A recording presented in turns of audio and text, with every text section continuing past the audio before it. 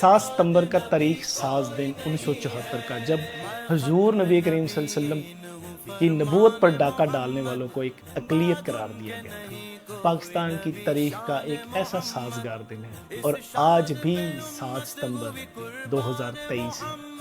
جیسے ایک وقت تھا کہ ربوہ میں بہت سارے مسلمانوں کو قادیانی کیا جا رہا تھا، لیکن پھر ایک جماعت چلی، قاری محمد رفیق صاحب کے شانہ بشانہ انوار ختم نبوت ٹرسٹ، ان کے شانہ بشانہ چلتے ہوئے وہاں آج وقت یہ ہے کہ قادیانی مسلمان ہو رہے ہیں۔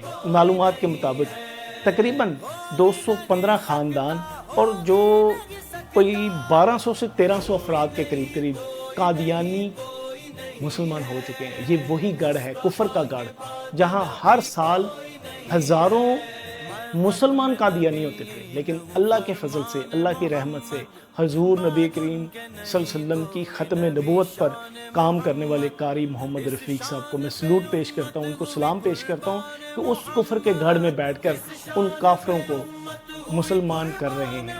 آج بھی 7 ستمبر کے دن ایک قادیانی مسلمان ہونے جا رہا ہے۔ چینل 63 کی ٹیم سے میں ریکویسٹ کرتا ہوں ہمیں وہاں کی لائیو نشریات میں شامل کر دیا۔ محمد عثمان احمد کے ہاتھ پر اسلام قبول کرتا ہوں، ختم نبوت پر کامل اور غیر متزلزل ایمان رکھتا ہوں، اور میں حضور خاتم الانبیاء صلی اللہ علیہ وسلم کو آخری نبی مانتا ہوں۔ آپ کے بعد کسی قسم کا تا قیامت کوئی نبی نہیں، ذلی ہو یا بروزی، تشریعی ہو یا غیر تشریعی۔ میں نے مرزا غلام احمد قادیانی پر لعنت بھیجی ہے، وہ جھوٹا نبی ہے اور میں نے اسے اپنا رشتہ توڑ لیا ہے، اور محمد صلی اللہ علیہ وسلم سے رشتہ جوڑ لیا ہے، اور ان کو اپنا امام اور آخری نبی ماننا ہے۔ اللہ تعالیٰ میرے اسلام کو قبول فرمائے اور استقامت نصیب فرمائے، حضور پاک صلی اللہ علیہ وسلم کی شفاعت نصیب فرمائے، آمین۔ اللهم صل وسلم وبارك على سيدنا وحبيبنا وشفيعنا وقرة أعيننا وبرزة قلوبنا سيدنا ومولانا محمد وآله وصحبه أجمعين۔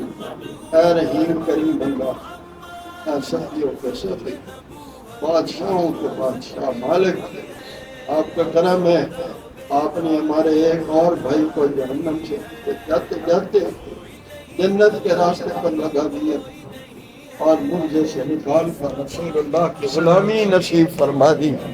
یا اللہ ان کی اس قربانی کو قبول فرما لیجئے، ان کی حفاظت فرما دیجئے، ان کو استقامت نصیب فرما دیجئے، ان کی ضرورتوں کو اپنے خزانے سے پورا فرما دیجئے، ان کے لیے، ہم سب کے لیے اپنے غیب کے خزانوں سے عزت اور رزق کے دروازے کھول دیجئے۔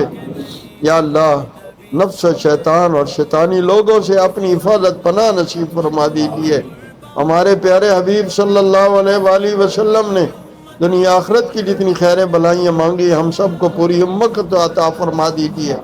ہمارے پیارے نبی صلی اللہ علیہ وسلم نے دنیا آخرت کے جتنے عذابوں، شرور، آفات سے پناہ مانگی، ہم سب کو پوری امت کو پناہ نصیب فرما دیجئے۔ جو حضور نے مانگا وہ عطا فرما دیجئے۔ یا اللہ ہماری جانیں، اموال، اولاد، صلاحیتیں پیارے حبیب صلی اللہ علیہ وسلم کے غم کے لیے، حضور کی محنت کے لیے، مصطفیٰ کریم کی عزت و ناموس کے لیے قبول فرما لیجئے۔ آپ غنی ہیں، ہم فقیر ہیں، آپ بادشاہ ہیں، ہم آپ کی رعایا ہیں۔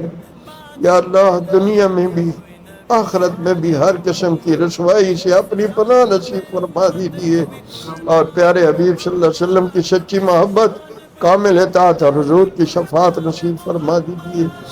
اس خانقاہ کو ظاہری باطنی وسعتوں سے نوا مالا مال فرما دیجئے۔ اور قیامت کی صبح تک یہاں سے ایمان کے شمعوں کو، ایمان کی روشنیوں کو پھیلنے کا ذریعہ بنا دیجیے۔